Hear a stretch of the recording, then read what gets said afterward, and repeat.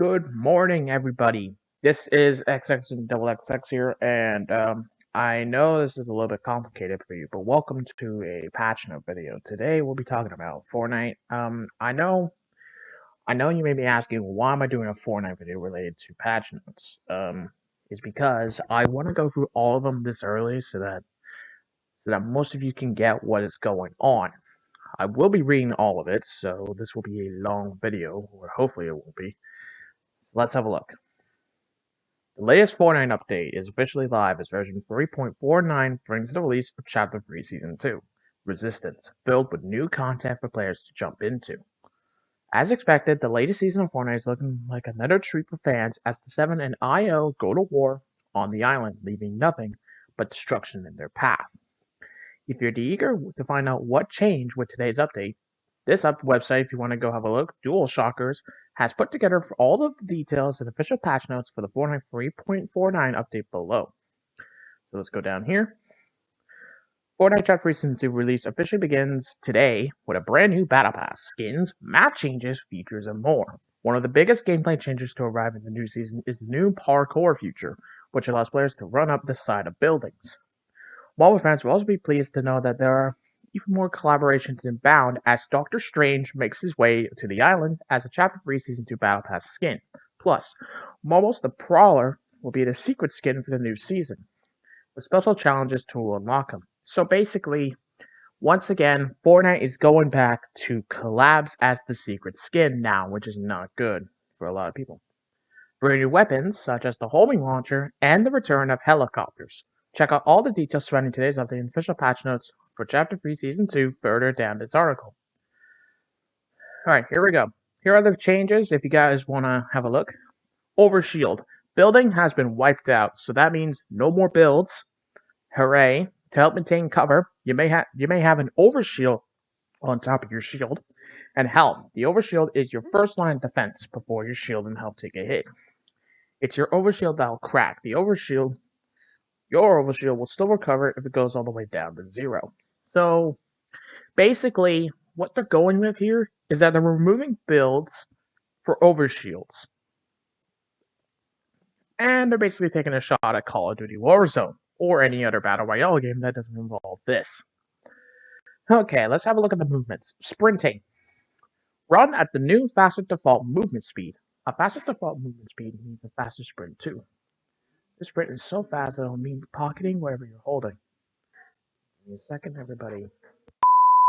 Okay, I'm back, but still. Anyway, sprint. Of course, sprinting super fast can't be maintained forever. So a new sprint meter will tell you how much longer you can move at the pace. Okay, all right. Mantling. Gaining the high ground has always been key to winning a battle. Unfortunately, where your feet fail, your hands will now help you out. If the surface is just a little too high for your jump, or a platform just a little too far for your landing, your hands can come into play and pull you up. Okay then.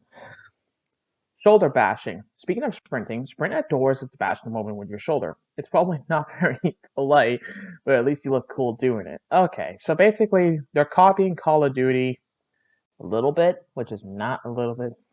I don't know. Let me know what you think, personally. You could put that in the comments. But you can also slam the doors to open them now. That's perfect. That's a perfect opportunity. Barts to turn the tide. Bar fighting returns as the season progresses. You have new opportunities to help direct the resistance. Chipped in bars towards pro-resistant devices, as well as use bars to vote which items to unvault. So Epic have decided to bring back community voting, which is a little bit. Actually, you know what? I think a lot of people were happy with it in Chapter 2, Season 8.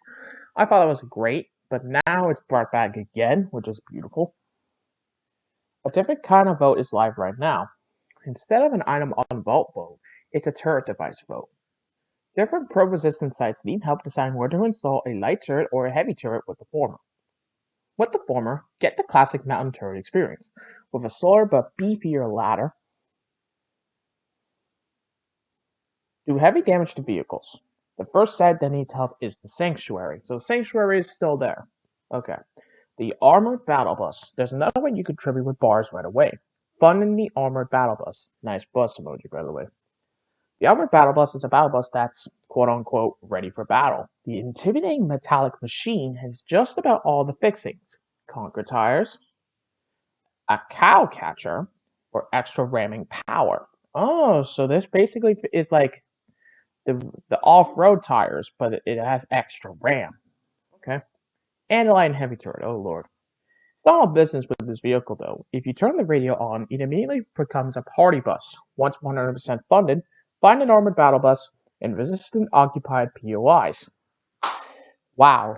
Okay. So resistant equipment, though I don't know if this is official, but there are 2 new weapons. One, the combat SMG. By the way, nice spelling.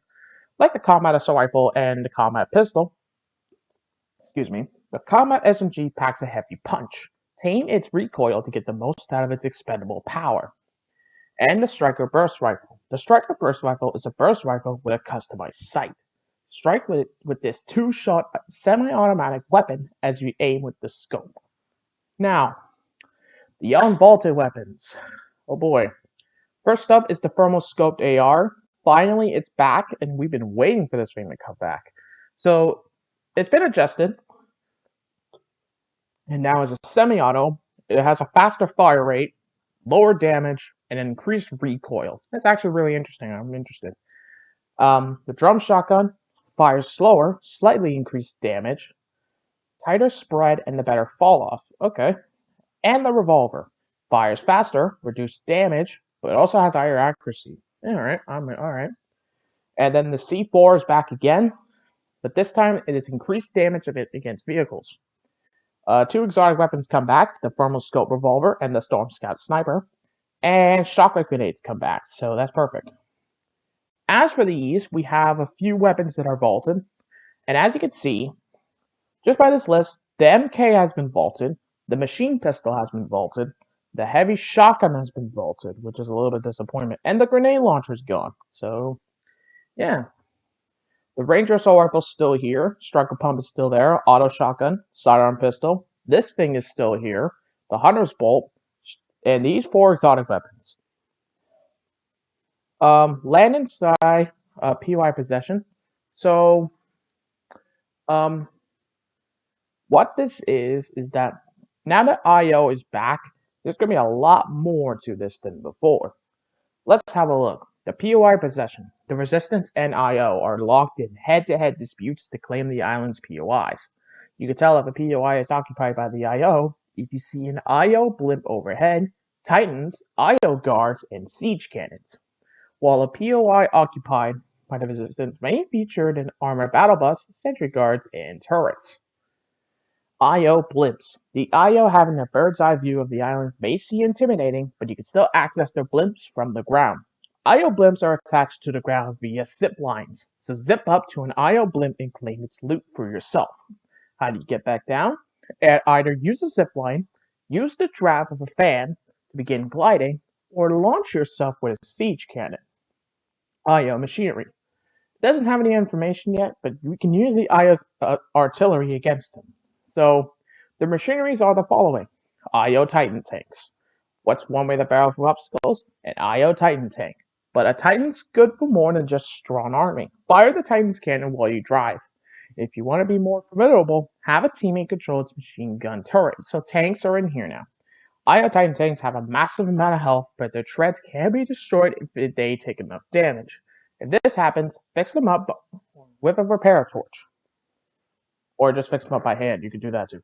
A Titan's a tough battle-tested machine, so what to do if you're up against one? Deal enough damage to the engine, located at the rear, to temporarily overheat its systems. This is a prime opportunity to take on the treads. Okay, so that's how you deal with them if you want to handle that. Siege cannons. Need to get somewhere fast, but the past 2 trailers on foot? Get on the seat of a siege cannon and launch yourself far forward, or launch your teammates first, then yourself.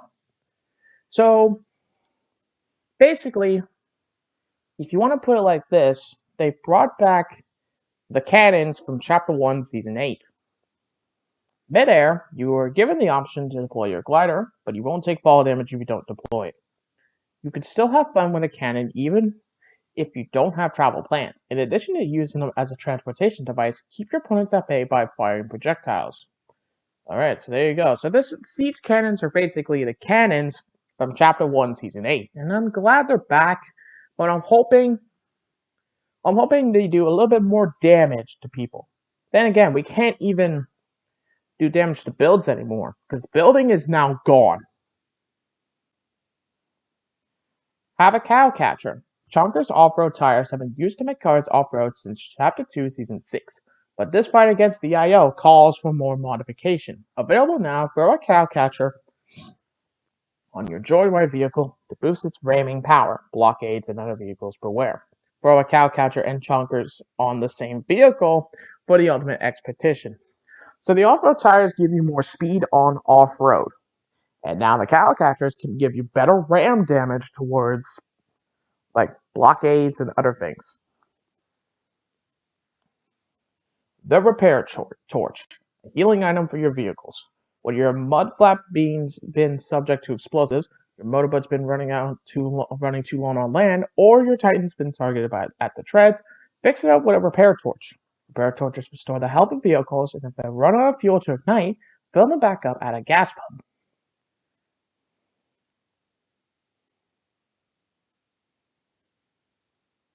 Balance changes, improvement to first shot accuracy mechanics. Weapons with first shot accuracy, such as the Ranger Assault Rifle, will now reach that state more smoothly, resulting in more near-perfect spread accuracy moments. Okay. As for competitive notes, remote explosives and shotgun grenades are not included in competitive. Item on vault voting will not take place in competitive either, and the storm surge damage intervals have been increased from 5 seconds to 10 seconds. Also, as we see before, building is unaffected in competitive arena playlists as well as in Team Rumble in competitive or not competitive creative violence. So these guys, building is still in play on competitive, Team Rumble, and creative, not everything else. I don't know about Battle Up though. I'll have a look at that. So that's it for this patch notes of today.